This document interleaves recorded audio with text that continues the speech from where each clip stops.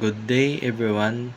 Today, I'd like to share what compassion means to me, how we can show it to others and to our environment, and how working together wisely helps make our school and the whole world more compassionate. What is compassion?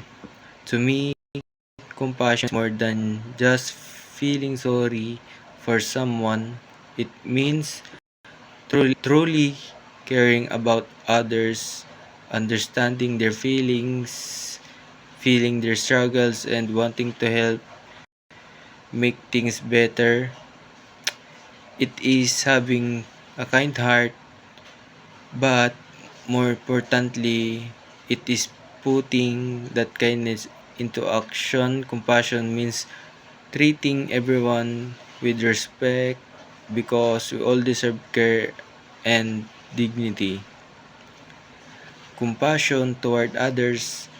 We express compassion toward people in many simple ways.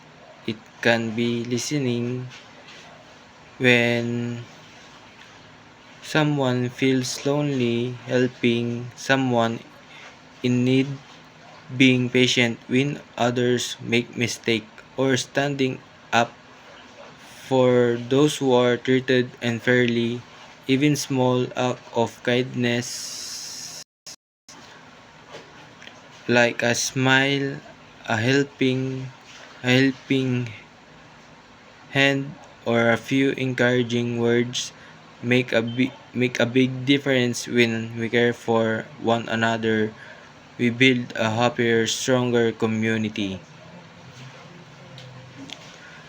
Compassion toward the environment.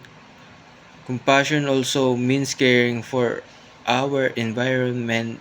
The earth gives us everything we need to live: clean air, water, food, and shelter. If we truly care for people, we must also care for me home that sustains us. Showing compassion to nature means using resources wisely, reducing waste, keeping our surroundings clean, and protecting plants and animals.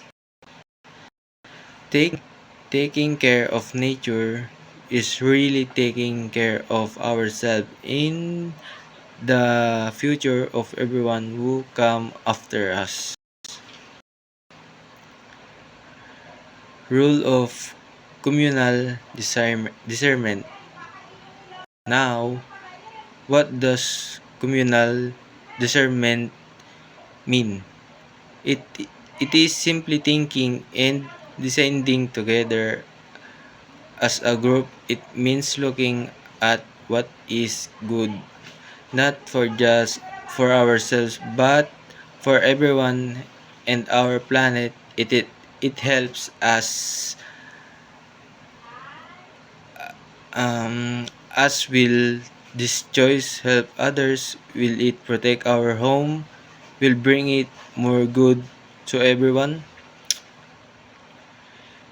Individually, it's easy to choose what is easiest for best just for us.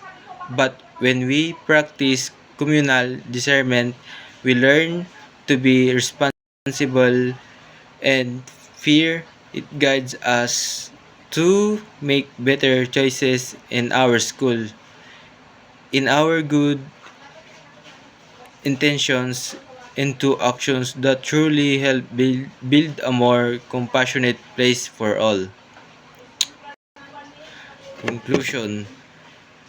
To sum it up, compassion is caring deeply and acting kindly toward people and toward nature. Communal discernment help us to work together wisely so that compassion becomes a way of life. When we combine a kind heart with good judgment, we can truly make our university and our whole world better, more compassionate place. Thank you for listening.